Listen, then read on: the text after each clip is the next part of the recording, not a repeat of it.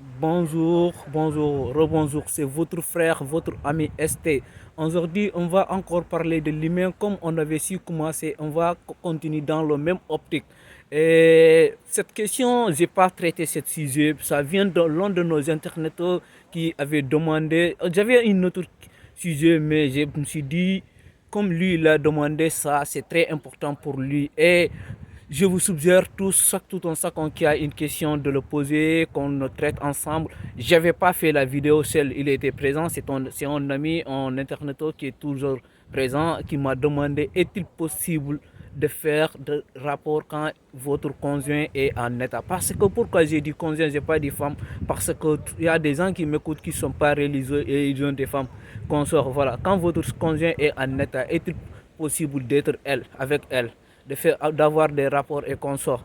On a essayé de parler avec d'autres amis internautes qui nous ont aidés et voilà, on a fait des recherches sur Google et pour ne pas sortir du cadre de notre religion aussi, voilà, on a respecté certains amis, on a consulté certains amis qui nous ont dit comment ça se fait, même la religion ne vous a pas interdit de le faire, voilà. Et la religion vous dit que si votre femme n'a pas dit d'arrêter, qu'elle va se concentrer juste sur sa grossesse, il faut le faire. Voilà. Mais si elle vous dit de laisser, voilà, vous pouvez laisser. Et si on dépasse cela, on va essayer de l'expliquer dans l'optique science. La science, d'après mes recherches et ce que j'ai vu sur Google et consorts, ils ont dit que c'est bon de le faire. Voilà. Et eux, ils ont dit, Google, des suites m'avaient même dit que c'est très important de le faire et que la grossesse, eux, ils l'ont divisé en 3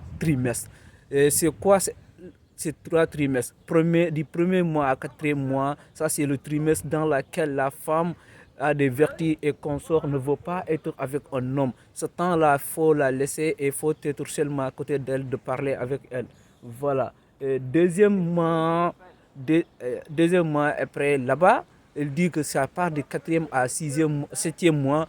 Là-bas, c'est très important de faire des rapports parce que si vous ne partagez pas de temps avec votre conjoint, elle va se croire laide, elle va dire que ah, moi je ne suis pas important, elle va se dénigrer par-ci, par-là, quoi, pour d'interdire de faire ces choses-là. Donc, il est conseillé que vous soyez avec elle, vous partagez avec elle tous les moments, vous faites des câlins avec elle, des choses comme ça, quoi. Voilà. Et si on vient à la troisième point, c'est la point la plus importante parce qu'ils ont dit que du 7e à 9e mois, pourquoi c'est important de faire des rapports à cette étape de la grossesse? Parce que la femme a besoin d'être avec vous, mais ce n'est pas seulement le cas.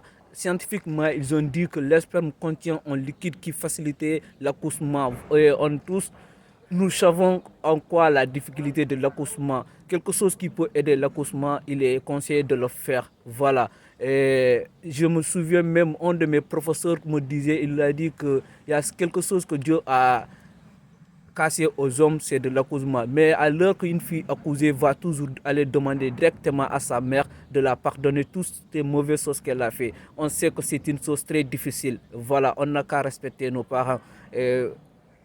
Par-ci, par-là. Et voilà.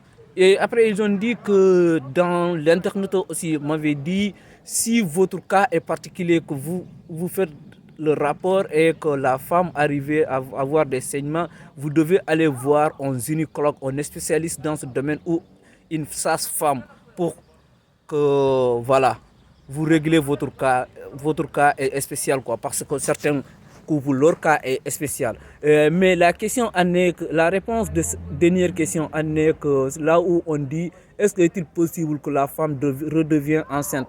Là, mon frère, là, c'est pas le cas.